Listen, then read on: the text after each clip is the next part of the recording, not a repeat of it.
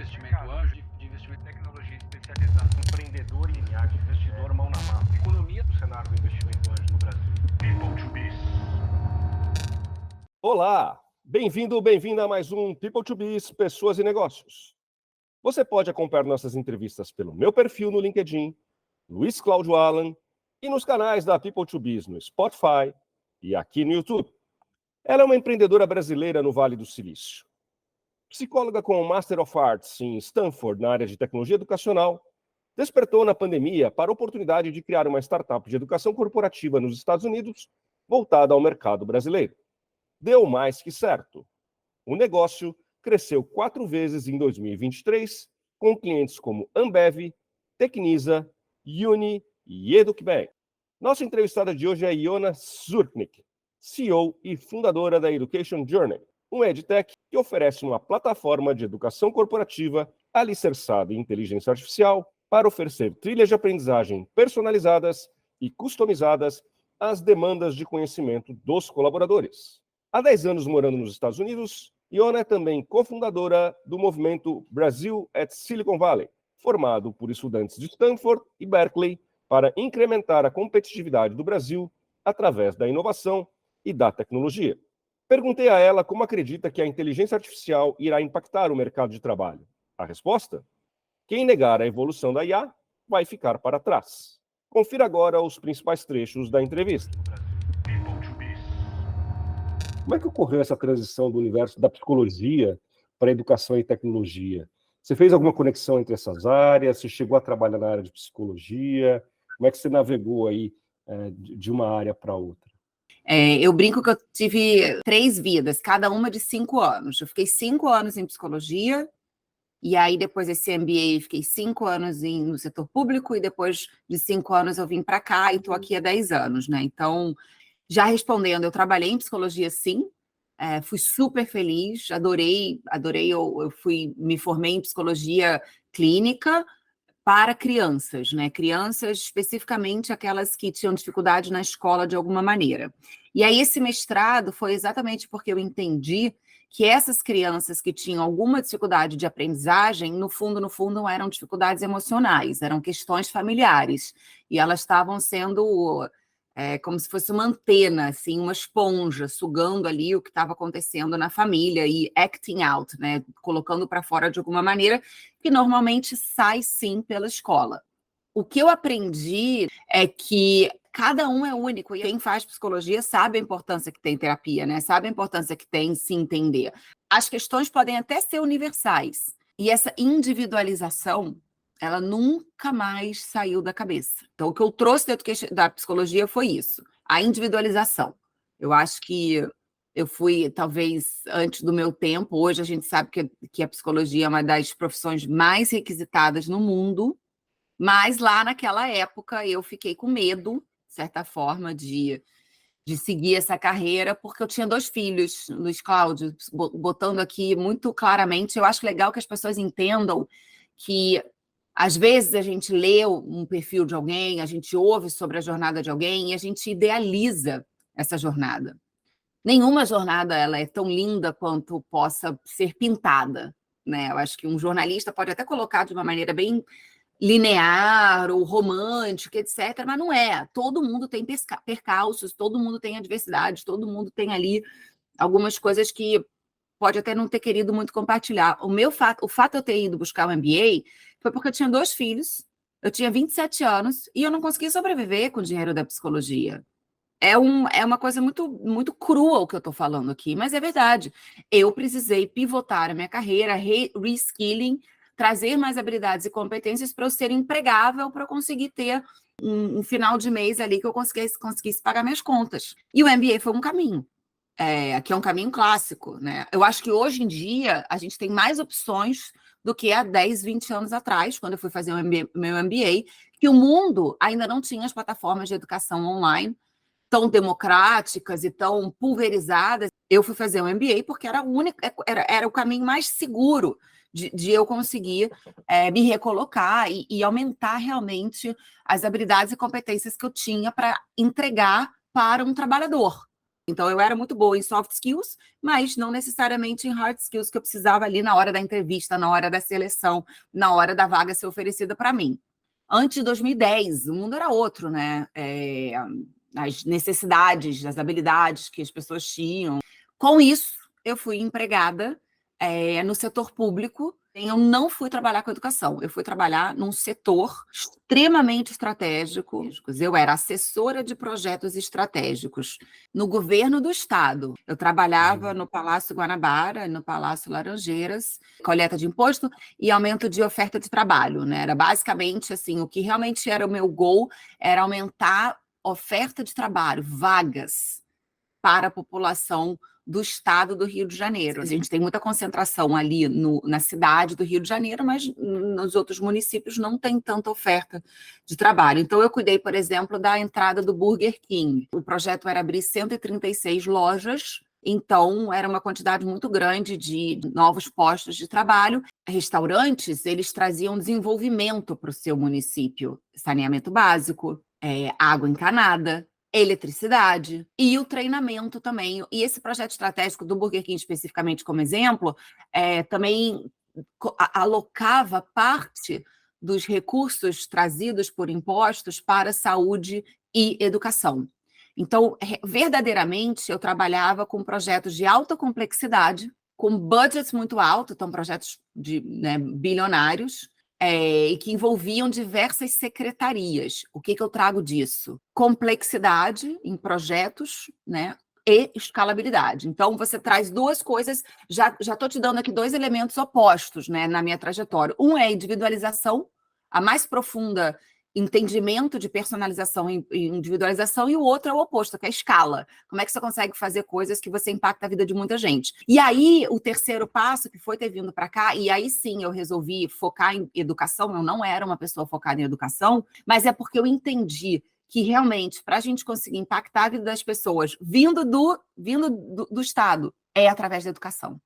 Porque todos os projetos estratégicos que eu tomei conta esbarrava na baixa formação da nossa população.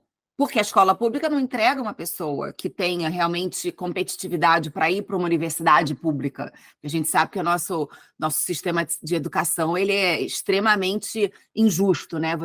Se você passa a vida toda indo para uma escola pública, você não tem muita chance de entrar numa faculdade pública. E aí, no final das contas, esse indivíduo que vai para o mercado de trabalho, ele não tem uma formação muito boa. Eu sempre esbarrava na baixa formação, na baixa qualidade de mão de obra. E, portanto, eu entendi que educação é a maior alavanca para o impacto social. Vindo de escola, né, lá atrás, eu vejo como que muda a vida de uma pessoa, né, Luiz Cláudio, a escolaridade. Total. Você gosta ou não gosta de estudar, você entende que o professor, na verdade, é um modelo para você, enfim, tem coisas maravilhosas sobre educação.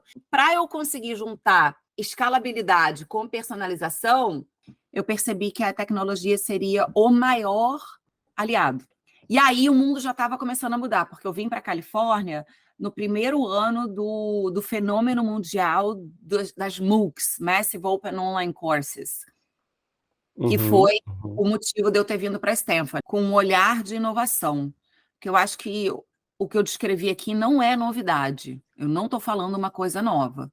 Eu acho que a novidade é como que a gente consegue resolver esse problema ingrato, injusto e profundo da nossa sociedade, que é a massa não consegue ter acesso à qualidade de educação, né? A qualidade de educação ela é para poucos. Então, no final do dia, esse teu período no governo do estado do Rio de Janeiro te fez despertar para a questão da necessidade de investir mais em educação, em desenvolvimento profissional, em formação profissional, preparar as pessoas para o mercado de trabalho, e você percebeu quanto a tecnologia poderia ser uma ferramenta poderosa nessa direção de tratar o ser humano como um indivíduo, né? E aí vem a tua decisão de estudar em Stanford. Como é que foi esse teu momento de vida, de fazer uma transição do Rio de Janeiro para os Estados Unidos, para a Califórnia, estudar em Stanford, com criança, com marido? Imagino que tenha sido uma decisão. Que você lembra desse momento, dessa tomada de decisão, e chegar para a família, gente, junta tudo e vamos embora para os Estados Unidos. Como é que foi isso? Foi muita preparação, não foi de repente, não foi sem querer, foi uma decisão familiar, né, em conjunto com meu marido, sim, vamos se mudar e foi uma construção. A gente queria oferecer para as crianças, por exemplo, mais segurança. Eu acho que quem mora no Rio de Janeiro sabe que a gente lida com uma insegurança cotidiana, tanto na Gávea quanto na Gamboa, e ter ali uma surpresa desagradável, etc. Então, né, duas vidas que a gente queria oferecer mais segurança para eles. Zero surpresa, foi muita dedicação, muita dedicação. Eu me dediquei intensamente para o processo de application para cá. Eu acho que todo mundo sabe que Stanford é uma faculdade muito competitiva, difícil de entrar, etc. E eu encarei isso como o futuro dos meus filhos, né? Então eu tive uma motivação muito grande. Para mim era passar ou passar. Eu queria Stanford, eu sabia que aqui era o lugar que eu queria realmente me dedicar na próxima etapa da minha vida, e que eu estaria trazendo a minha família para cá. O meu marido ele veio de uma sucessão de exits na carreira dele, então ele pôde me dar essa oportunidade de ser o driver's seat aqui da família. Ele foi durante muito tempo, ele é 15 anos mais velho que eu, ele vendeu a empresa dele. Durante o primeiro período do nosso casamento, eu apoiava ele, né? Então, depois, Então, a gente exerce aqui a igualdade de gêneros aqui em casa. Bom. E eu só estou onde eu estou graças a ele, assim como eu acho que muitos maridos que têm muitos sucessos também só estão onde estão porque a mulher apoia, né? A gente encarou isso como uma grande aventura, Luiz Cláudio, lembrando um pouco assim do dia de fazer malas e ir para o aeroporto. Eu sou sagitariana, então eu acho que assim, não é tanto da psicologia, mas é mais da minha personalidade. Eu sou uma pessoa de encarar desafios, de encarar aventura.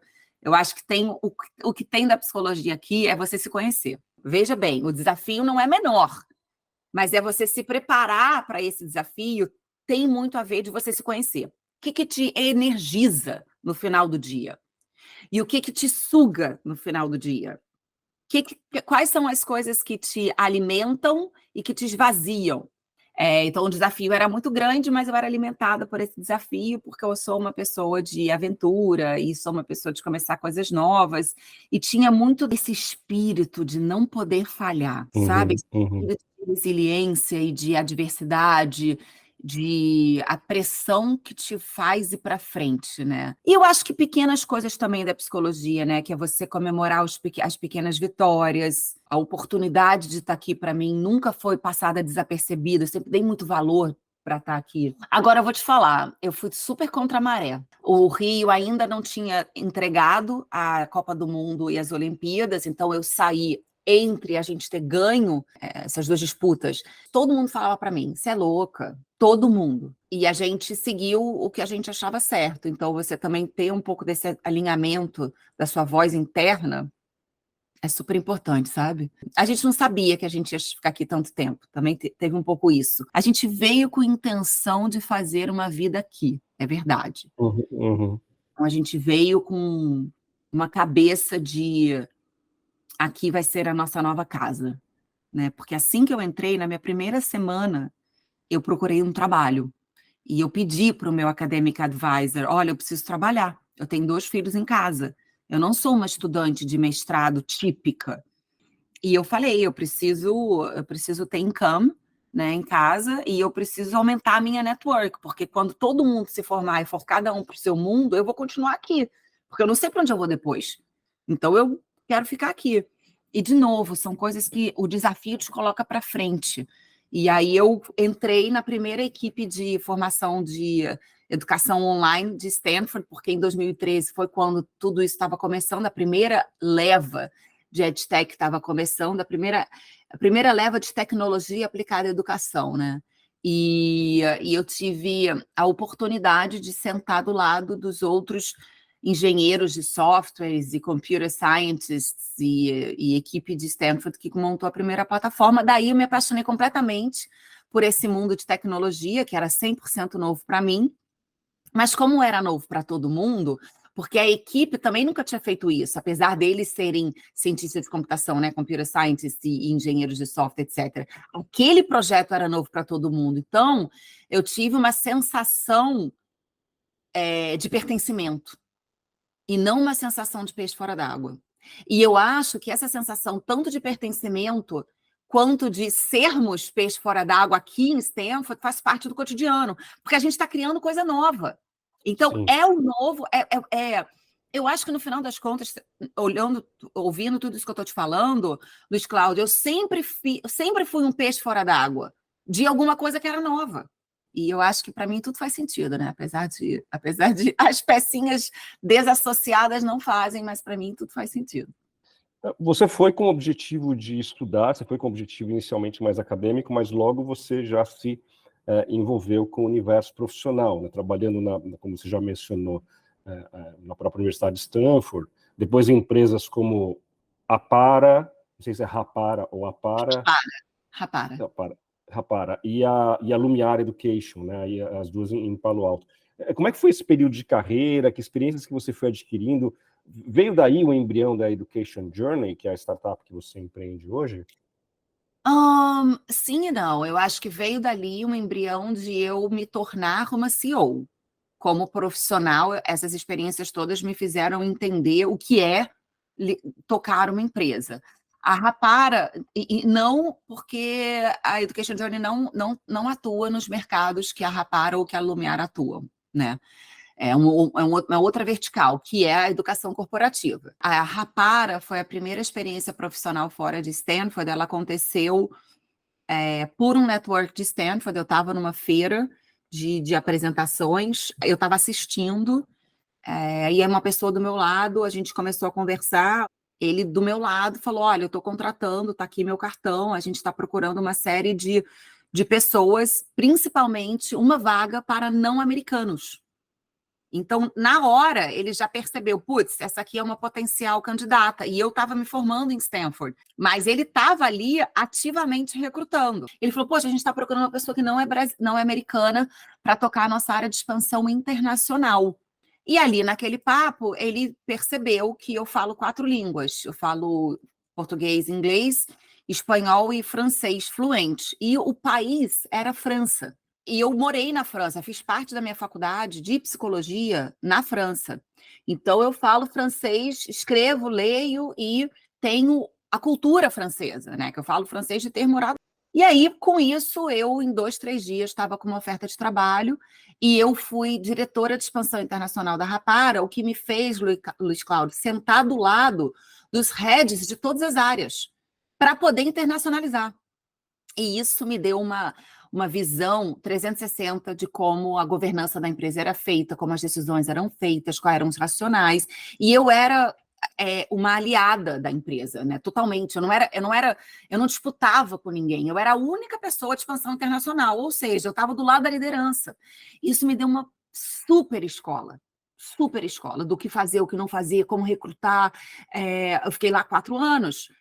Qual é o processo de pricing, qual era o processo de customer success, qual era o processo de cultura, rituais semanais, rituais mensais e todas as decisões estratégicas que a empresa viveu durante aqueles anos. E eu conversava muito com os meus botões de o que eu faria, o que eu não faria, né? E papapá, indo, voltando para o trabalho, era um mundo onde era sempre presencial. E eu trago isso tudo para a Education Journey, né? Como eu sou CEO aqui.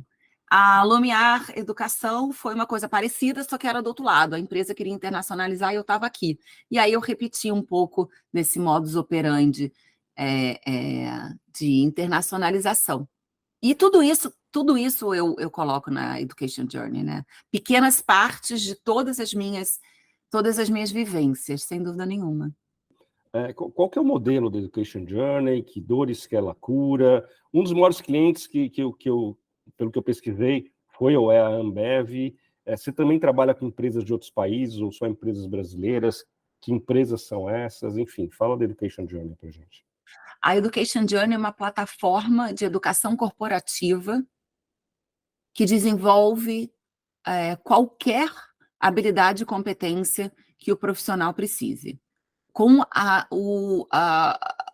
ajuda da inteligência artificial, a gente entrega trilhas personalizadas para que o colaborador consiga entregar mais qualidade no seu trabalho.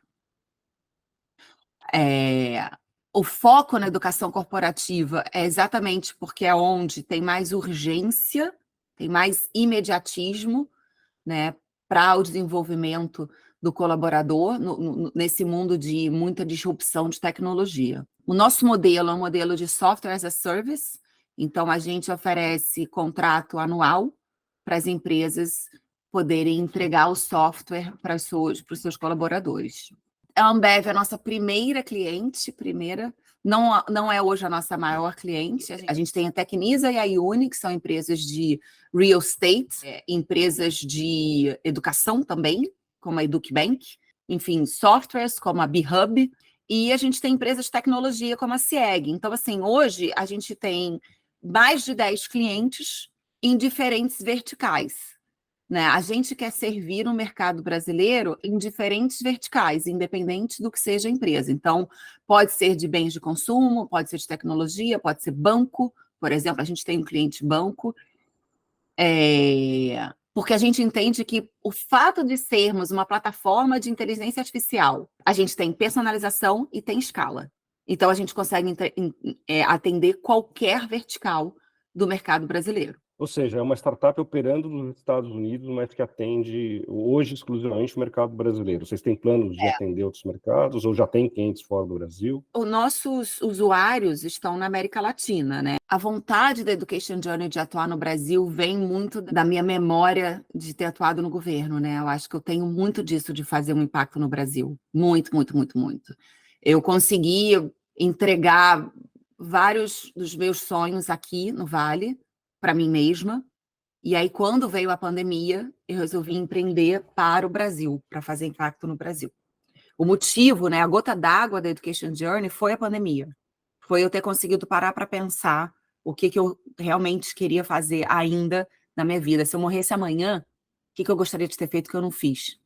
E aí nasceu a Education Journey, criar uma plataforma de educação corporativa para transformar a mão de obra brasileira. Eu ia te perguntar justamente sobre a pandemia, né? Quer dizer, você vinha estudando a questão da tecnologia educacional, da tecnologia na educação, e de repente veio a pandemia e levou todo o aprendizado para o mundo online. Ela foi, então, um catalisador da tua ideia, do teu negócio, e foi o que acabou anabolizando também o seu negócio? Foi um catalisador, foi um grande motivador. Porque, primeiro que as barreiras de preconceito caíram, eu acho que eu, muito dentro de educação online, ainda entendia que o mundo não estava pronto, e aí o mundo eu boto todo mundo junto, tanto o usuário, né, sempre preferiu outras coisas, quando a gente não teve opção, e é lindo como o ser humano consegue se adaptar, né, não tem opção. E aí muitas formas de entrega dessa educação online também melhoraram. Na Education Journey, por exemplo, a gente entrega o conteúdo de diversos formatos. Então, não é só curso. A gente pode aprender com podcast, com vídeos curtos, você conseguir quebrar em pequenas pílulas aquele conteúdo que a pessoa precisa aprender. Então, para que você vai fazer um curso de Excel se você precisa só pivotar a tabela, né? Coisa que você pode aprender em 5, 10 minutos. Né? E como é que a gente consegue entregar de uma maneira muito mais digerível e muito mais alinhada à necessidade o conteúdo do que você fazer grandes cursos ali. Então, a criatividade de como que a gente consegue entregar o que a pessoa precisa, de fato, aprender, ela também melhorou muito.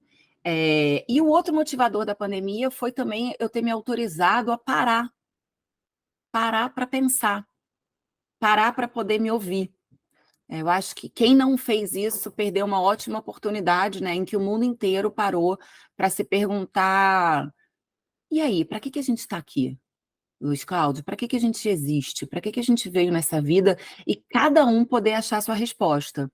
Eu acho que antes da pandemia eu estava naquela roda do ratinho, correndo, entregando, e não necessariamente saindo do lugar. Eu acho que sim, eu saía do lugar, entregava todos os meus goals ali. Mas era isso mesmo que eu queria continuar fazendo? Será que eu ia me deparar com um burnout logo na frente? Eu já estava no Vale há 8 anos. E eu já tinha conseguido avançar e entregar muita coisa. Com a pandemia, eu parei para pensar o que eu quero fazer para o resto da minha vida. E o que eu vim nessa vida fazer, né? Eu não tinha nunca me visto como CEO. E nem na pandemia, na verdade, eu me vi como CEO. A Education Journey foi uma resposta de várias perguntas minhas. É um acidente eu ser CEO. E eu sofro muito, porque eu acho que tem poucas mulheres de role models, e as mulheres que têm como modelos são muito assediadas, né? Então, por exemplo, quando eu vou buscar uma mentora para algum desafio específico, eu tenho muita vergonha de ir pedir uma mentoria, porque eu acho que eu estou atrapalhando.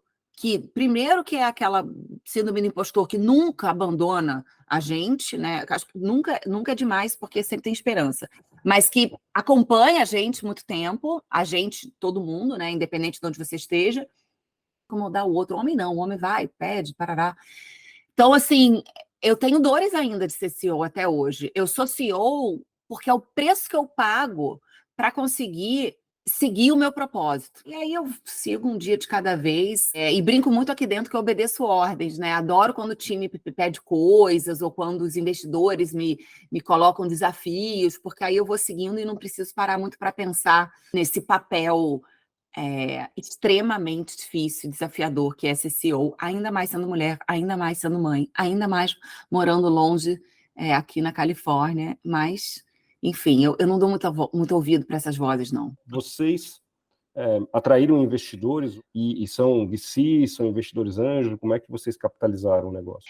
Sim, a gente tem investidores institucionais e anjos. Sou super contente com os nossos investidores, eles nos ajudam muito, eles acreditam bastante no nosso propósito e aprendo muito com eles, né? Aprendo governança, aprendo a estruturar planejamentos e KPIs e uma série de coisas para o próprio negócio. Eu só tenho a agradecer, os anjos são todos super queridos e muito confiantes na minha capacidade de lidar com desafios, né? Me lembro que eu perguntei para um investidor, o primeiro cheque que eu recebi, eu perguntei, legal, então tá, então você já deu o cheque, né? Agora você me conta por que você deu. Porque o que você viu aqui que eu preciso saber. E eu nunca esqueço dessa frase tão marcante que eu ouvi, que é: você vai saber resolver os desafios que você vai ter pela frente. Uhum. Bacana isso, né? E essa troca é Mais do que o extremamente... cheque é essa confiança, né? E essa percepção, essa sensibilidade dele de enxergar em você alguém com essa capacidade, né? E esses investidores são investidores aí dos Estados Unidos, do Vale, os anjos, Os dois. ou tem os dois, tá? Os... Você acha que o fato de você estar aí no Vale do Silício favoreceu você se tornar empreendedor e você desenvolver o seu negócio? Ou você acha que se você estivesse aqui no Brasil seria mais fácil, mais difícil? Como é que você compara esses dois ecossistemas aí, já que você conhece um pouco dos dois, mas vivencia muito esse aí, né, por estar aí? Eu acho que 100% de influência eu estar aqui. Eu acho que se eu estivesse no Brasil... Mas também, Luiz Cláudio, eu saí do Brasil numa outra época. Eu acho que teve uma influência direta. Porque aqui no Vale é quase um lugar comum você empreender. Quase, quase. No sentido de que você pode tomar risco aqui muito maior. E eu acho que no Brasil já chegou essa cultura da tomada de risco, né? Você só consegue fazer alguma coisa se você se arrisca. Enfim, né? Só erra quem tenta, sabe essas coisas, né? Eu acho que no Brasil já chegou, mas aqui a gente vive isso na pele, né? Então, não é uma coisa extraordinária, sabe? Uhum. Esse lugar comum autoriza muita gente a tentar, principalmente mulher, né? Principalmente quem não tem tanta segurança quanto eu acho que sempre ter querido empreender, etc, etc.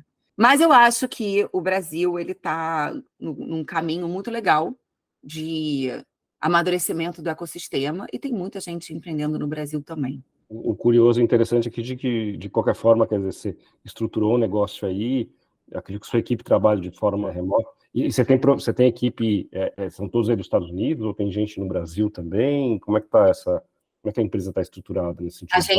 A gente está 100% focado no Brasil hoje. Então, hoje o time está todo no Brasil, espalhado no Brasil todo. A gente é 50-50 mulheres e homens, e somos 100% remoto. A gente tem espaço no Cubo, Itaú, de Tá. São Paulo. Eu tenho muito orgulho em dizer que a gente está presente nas 4 regiões do Brasil, né? Infelizmente não no norte, mas a gente é um time super diverso. E pensando no teu modelo de negócio, você sente que as empresas brasileiras estão mais dispostas a investir em treinamento, em formação profissional, educação corporativa, ou ainda investem muito pouco na comparação, por exemplo, com empresas aí dos Estados Unidos? Os Estados Unidos investe 7 vezes mais dólar por colaborador em educação corporativa do que o Brasil. Aqui tem muito mais o entendimento do investimento estratégico no desenvolvimento dos seus colaboradores. Então, quanto mais você desenvolve a sua equipe, mais a sua equipe entrega. Que eu acho que o Brasil já está também entendendo que o desenvolvimento do seu colaborador vai fazer você chegar mais longe, mais rápido e melhor. Mas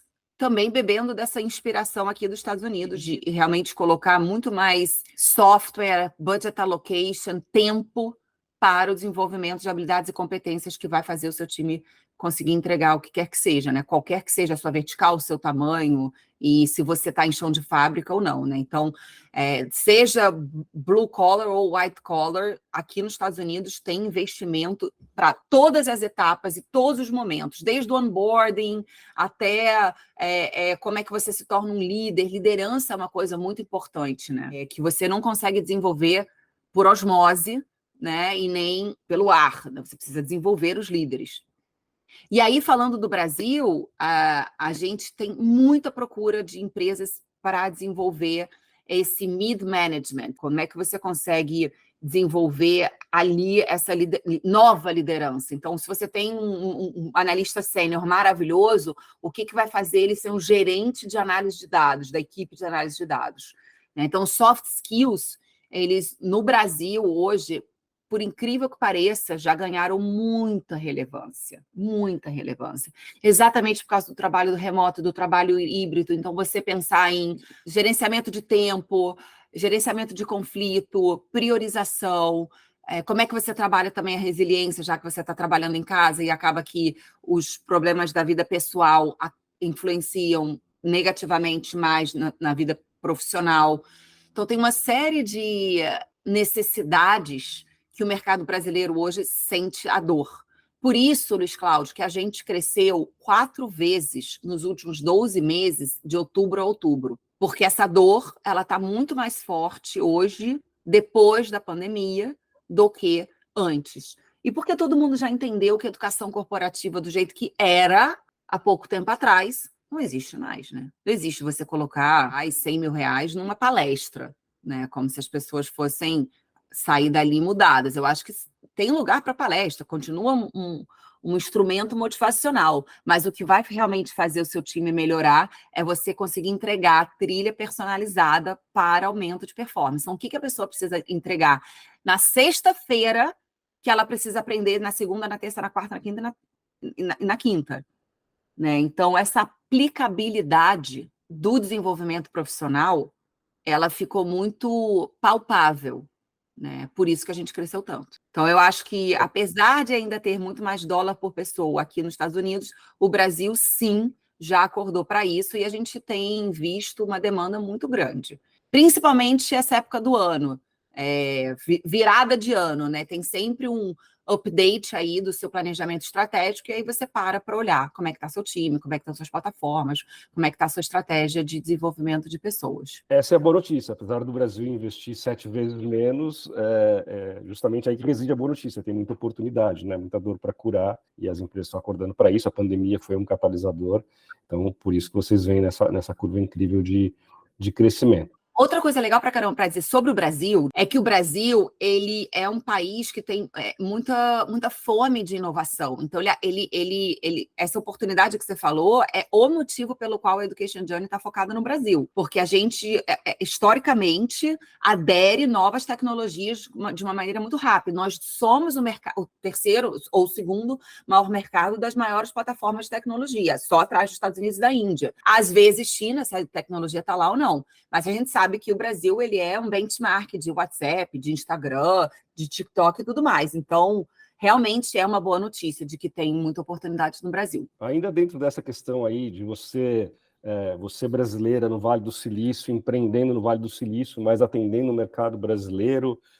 Você é cofundadora do movimento Brasil at Silicon Valley e foi a única mulher a integrar o primeiro conselho, a formação ali da empresa. Qual que é a missão? Me parece que hoje você já não está mais no dia a dia, mas qual que é a missão da Brasil at Silicon Valley? Quais são suas iniciativas? E o que você fez ou tem feito para incorporar mais mulheres ao movimento e ao mercado, ao ecossistema? A missão da Brasil at Silicon Valley é aumentar a competitividade do Brasil pela inovação e tecnologia. Eu fiquei 4 anos no conselho e depois que a Education Journey nasceu, como um novo bebê, eu precisei me dedicar 100%, mas eu sou ainda advisor para o board e continuo contribuindo sempre que precisam em todas as verticais non-profit, né, desse nosso movimento. A minha oportunidade em ser mulher é poder abrir a porta para mais mulheres entrarem. E eu tenho feito isso veementemente todos os anos. Tanto é que a gente, quando reporta para os patrocinadores, né, a gente vê um crescimento constante desde a primeira edição em 2018 até essa última que tivemos 25% da audiência. Uma a cada 4 pessoas era mulher, o que é muito grande comparado com a realidade do mercado de educação, de empreendedorismo, que são 4% só de mulheres CEOs, porque na Brasil at Silicon Valley a gente traz aqui só C-level, então são CEOs, investidores, mas é sempre o tomador de decisão, o que faz com que a gente trazer mulheres aumente ainda, mais ainda o desafio, né? Porque as mulheres estão poucas nas cadeiras de tomada de decisão, mas a gente consegue. E esse ano a gente vai aumentar mais ainda desses 25%, com certeza. É uma honra e é uma responsabilidade e, ao mesmo tempo, é uma luta, viu? Uma luta. Porque a gente tem que ser muito intencional, Luiz Cláudio. A palavra-chave aqui é intenção. É você querer colocar foco, né? É você não deixar com que seja o último item da pauta do board. Ao invés de ser a última, vamos começar por essa. Então, a intenção é que faz com que o status quo vá mudando aos poucos. Bom, parabéns pelo seu trabalho nessa questão da construção da diversidade. Eu acompanho o mercado de tecnologia desde os primórdios ali da internet, desde o final da década de 90, e eu, com esse meu podcast, tenho, como eu disse a você, extrema dificuldade, ou uma boa dificuldade de encontrar mulheres empreendedoras, né, principalmente no universo de tecnologia. Então, todas as iniciativas nessa direção são louváveis. Eu queria terminar voltando para o tema da inteligência artificial com 2 perguntas. A primeira, eu queria que você explicasse um pouco como é que a inteligência artificial se aplica na prática, na construção dessas trilhas de aprendizagem da Education Journey. Isso é algo que realmente é extremamente customizável, individualizável, se é que a palavra existe, mas...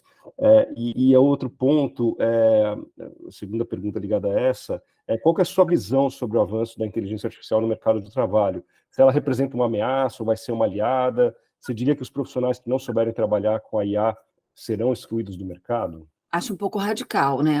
Se os profissionais vão ser excluídos. Eu acho que eles vão ficar para trás. E quem souber usar a seu benefício vai ter vantagem. Então, é quase que uma lei óbvia. Se você ficar numa inércia e se você ficar num negacionismo ou em algum tipo de resistência e preconceito, você vai ficar para trás. Porque alguém vai estar com os olhos abertos e testando a inteligência artificial. Então, não adianta negar essa evolução. Vamos lá, como é que a gente usa a inteligência artificial aplicada à trilha personalizada na Education Journey? A gente consegue buscar uma recomendação de conteúdo 100% atrelada às suas metas, aos seus goals, ao que você precisa desenvolver enquanto profissional, seja soft skills ou hard skills, para poder entregar mais qualidade no seu trabalho. E aí a gente consegue fazer uma curadoria com personalização no formato, se você é uma pessoa que prefere ler, ouvir ou fazer, né? Se você é uma pessoa que tem dislexia, provavelmente você vai querer um audiobook ou um podcast do mesmo conteúdo daquela pessoa que vai ler, que é uma pessoa que tem uma memória fotográfica melhor. Então, você vê como 2 formatos do mesmo conteúdo, eles atendem o dobro de pessoas, quem prefere ler e quem prefere ouvir. Daí você já está personalizando, por exemplo, né? Ou aquela pessoa que precisa de uma profundidade maior, porque, vamos supor, é um jovem aprendiz, um analista júnior, que vai começar naquele novo campo, digamos, uma análise de dados, né? Análise estatística, uma pessoa que não tem base, ela vai precisar de profundidade, portanto, um curso vai ser melhor para poder dar uma cadência. Quem já está como analista sênior não precisa desse curso, precisa de pílulas, conteúdos, né, para conseguir se aprofundar exatamente aonde já sabe que precisa. Então, estou te dando aqui o formato diferente de acordo com as habilidades da faculdade mental. E isso é uma coisa que eu trago do meu mestrado de Stanford, né, que a minha tese foi como que as pessoas aprendem, how people learn. E as pessoas aprendem de maneiras diferentes por causa das faculdades mentais que a gente tem. Seja porque a gente tem, de fato, uma dificuldade de concentração, ou um TDAH, ou qualquer que seja o motivo, ou porque a gente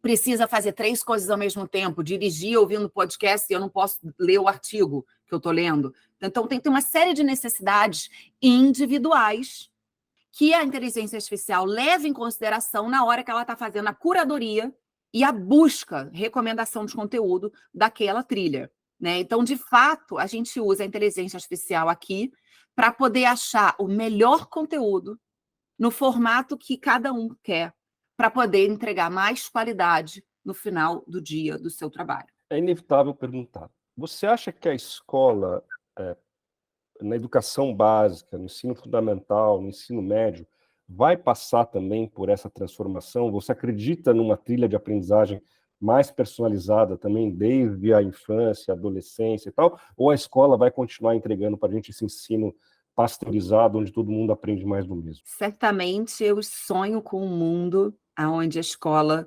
consiga se atualizar para a realidade fora dela. Eu acho que o caminho do sucesso, eu acho que da sociedade, é a gente conseguir entregar um currículo ajustável e moldável dentro de parâmetros. Como seria o mundo se a gente conseguisse achar os caminhos do meio, né, Luiz Cláudio? Hoje a gente vive num mundo, infelizmente, polarizado, que a gente está perdendo o sonho de achar o caminho do meio.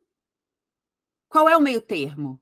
Né? O que a gente consegue entregar, por exemplo, dentro de um ensino básico de 8 anos ou de 12 anos, né, até o ensino médio, dentro de parâmetros, caminhos moldáveis para que cada mente possa desenvolver o seu potencial dentro do que gosta. Claro que a gente não vai formar um aluno, né, sem nenhuma base de história, geografia ou filosofia, se ele é uma pessoa de exatas. É claro que não é 880. Eu acho que o papel da escola é entregar fundamentos para que você possa seguir uma vida de 80, 90 anos de aprendizagem. Então, não vamos nos enganar de que se a gente der 100% de flexibilidade, a gente vai estar resolvendo o problema. Não sei qual tipo de indivíduo, de cidadão que a gente vai estar criando.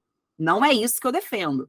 Agora, dentro de uma flexibilização e de uma individualização que a gente possa entregar para os alunos a oportunidade de seguir um caminho que ele verdadeiramente ame, como é que a gente consegue entregar ali minimum standards, né? Então, por exemplo, eu tenho 2 filhos em casa. Um filho, ele é brilhante em tudo que é de humanas. E ele sofre com as exatas. Quer dizer, então, o quê? Que eu vou defender uma pessoa se formar 100%, zero de matemática, de pensamento lógico, de raciocínio crítico? Não. Porque eu sei também que mais para frente a gente muda enquanto adulto, né? Eu, por exemplo, gostaria de ter tido uma base de matemática mais forte ainda do que eu tive. Que eu já precisei usar algumas vezes, inclusive em Stanford, fazendo análise quantitativa, né? E eu não tinha.